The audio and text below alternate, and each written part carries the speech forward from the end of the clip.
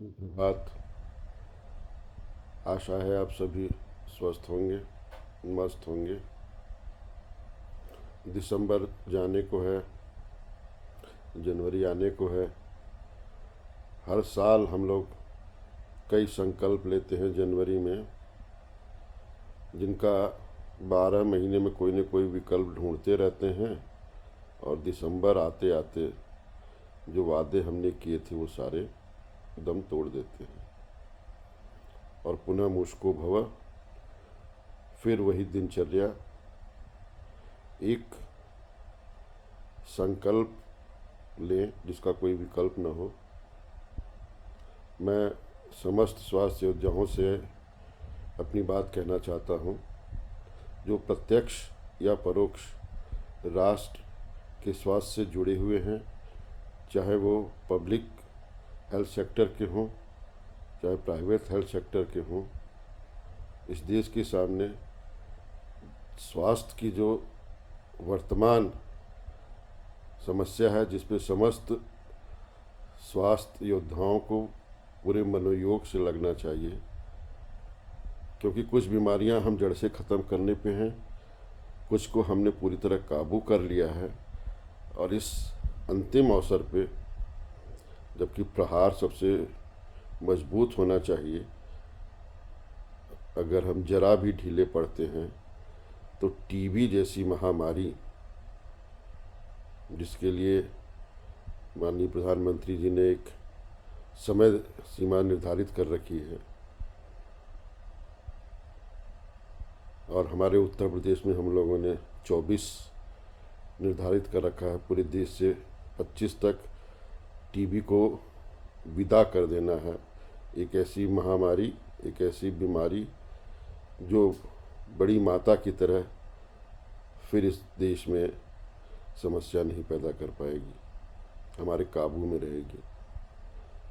दूसरी खसरा और रुबेला, ये भी दोनों बीमारी हैं जिसे हमें इसी दिसंबर में ख़त्म करना है, और हम लोग 95% तक टीकाकरण कर चुके हैं। अगर कहीं कोई कमी रह भी गई हो तो अभी हमारे पास समय है उन सभी 5 साल तक के बच्चों का जो खसरा और रूबेला के टीके से अब भी वंचित हों, उन परिवारों को समझाकर इन बीमारी की विभीषिका को बताते हुए हमको टीकाकरण करवाना है। कुष्ठ रोग भी बिल्कुल हमारे काबू में है, और उसके लिए हम लोग अभियान के रूप में घर घर जरा भी कोई शरीर पे दाग या धब्बा है, अपने फ्रंट लाइन वर्कर के माध्यम से खोजने का हमारा अभियान चल रहा है। 10 दिनों तक चलने वाले इस अभियान में हम संभावित कुष्ठ रोगियों को पहचान के और सबको दवा पे रखने का काम करेंगे। ये कुछ ऐसी क्रॉनिक इलनेस हैं जो लंबे समय तक व्यक्ति को अशक्त किए रहती हैं। कुछ के साथ सामाजिक टैबू जुड़ा हुआ है, और कुछ के साथ दिव्यांगता, विकलांगता। वो व्यक्ति जो इस दुनिया में एक स्वस्थ शरीर के साथ रह रहा है, अपने कर्तव्यों का निर्वहन कर रहा है, उसके ऊपर परमात्मा की विशेष कृपा है।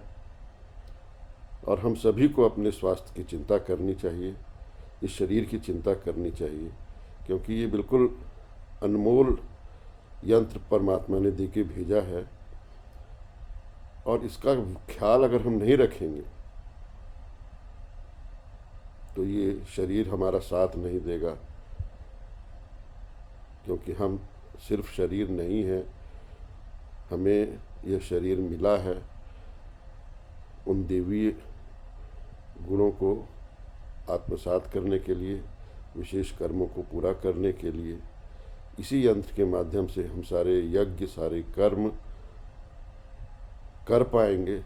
इसलिए इस शरीर का ख्याल रखना जरूरी है, स्वस्थ रहना जरूरी है।